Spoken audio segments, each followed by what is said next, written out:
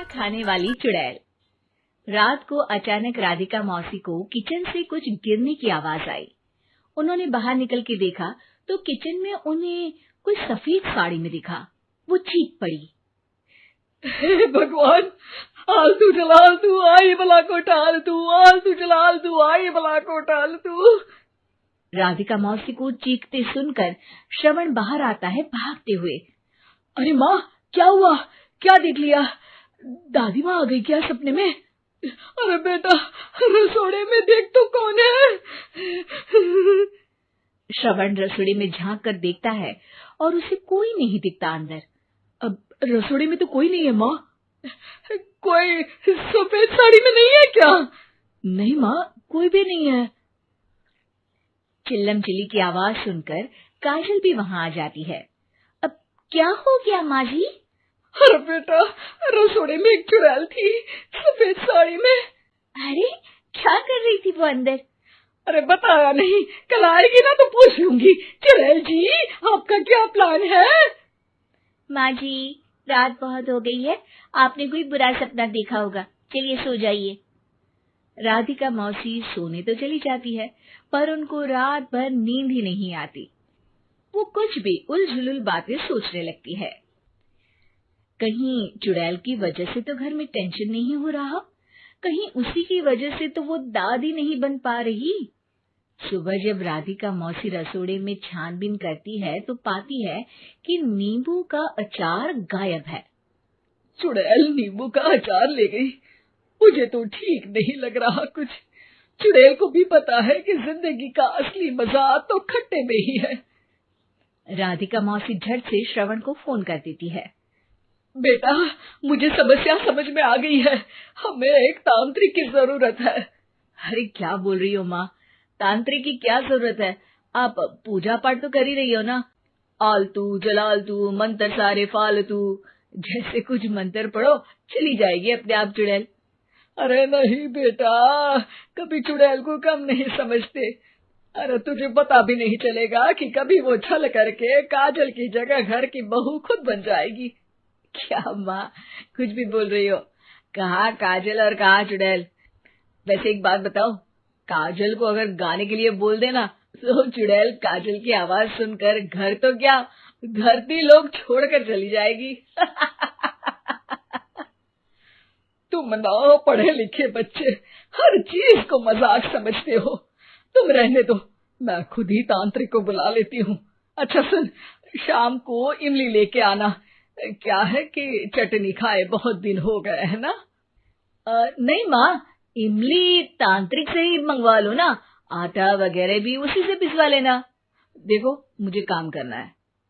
श्रवण रात को कई तरह की सब्जियों के साथ माँ के कहने पे चटनी के लिए इमली भी ले आया था, लेकिन राधिका मौसी के दिमाग में अलग ही फिल्म चल रही थी।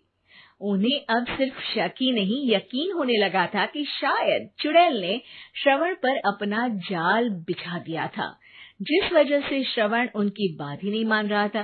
पर कोई नहीं, आने वाली रात में राधिका मौसी खुद तैयार हो गई चुड़ैल को पकड़ने के लिए। रुद्राक्ष की माला, तुलसी का पत्ता, हनुमान चालीसा सब हाथ के पास ही था, बस चुड़ैल का इंतजार था। और जैसा राधिका मौसी ने सोचा था वैसा ही हुआ। वो चुड़ैल उस रात भी आई, पर वो राधिका मौसी से तेज निकली और राधिका मौसी के उससे पकड़ने के पहले ही वो भाग खड़ी हुई।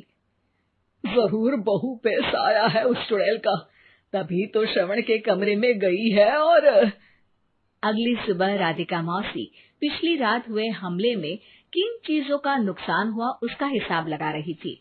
उनके खेमे से एक आम के अचार की शीशी भी गायब हो चुकी थी और वो इमली भी जो कल श्रवण लेकर आया था। राधिका मौसी इस बारे में सोच ही रही थी कि श्रवण जल्दी से रसोड़े में आकर दवाइयों की पोटली ढूंढने लगता है। अरे बेटा, क्या हो गया? अब माँ, वो काजल की तबीयत खराब है, बहुत घबराहट हो रही है उसे। हे भगवान, मैंने पहले ही कहा था कि तांत्रिक को बुला लेते हैं, पर नहीं। अब देखो, उस चुड़ैल ने काजल को अपने वश में करना शुरू भी कर दिया है। हालांकि श्रवण भूतों में विश्वास नहीं करता था, पर अब वो भी डर जाता है और राजी हो जाता है एक तांत्रिक को बुलाने के लिए। कुछ ही घंटों में तांत्रिक आ जाते हैं और राधिका मौसी तांत्रिक जी को सब बता देती हैं। घोर संकट, घनघोर संकट, चुड़ैल को मारू जोर चाकट, ओम भट स्वाहा खटखा के आहा। अरे ये क्या मंत्र है?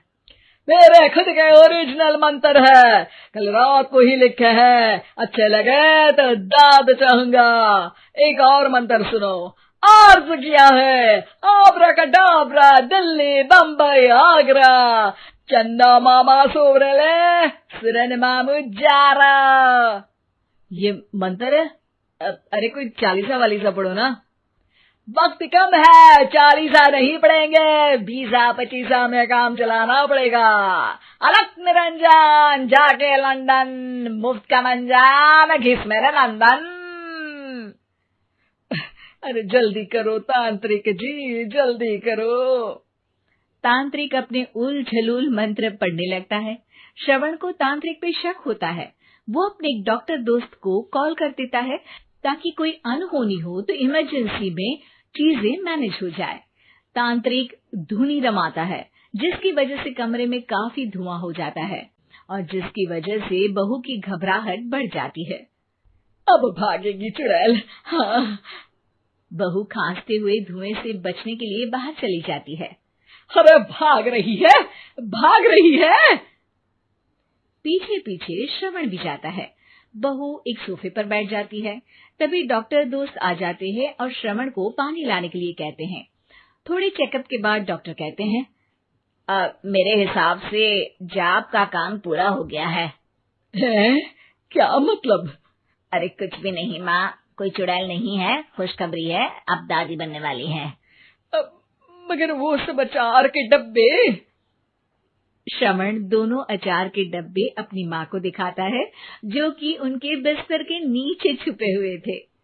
आपने सही बोला था माँ, वो चुड़ैल काजल ही थी जो खट्टा खा रही थी। हमें कल ही पता चला, पर हमने आपको ये तांत्रिक वाला काम करने दिया ताकि आपको भरोसा हो जाए कि भूत वगैरह कुछ होता ही नहीं। अच्छा अच्छा, ये तो बड़ी खुशी की बात है, पर बेटा मुझे एक झाड़ू तो ला दे। क्यों माँ? ये तांत्रिक का भूत उतारती हूँ मैं। अब तांत्रिक राधा मौसी के डर से घर से भाग निकलता है और राधा मौसी उसके पीछे भागती है। अरे संकट ये घनघोर है, तांत्रिक मुआ चोर है।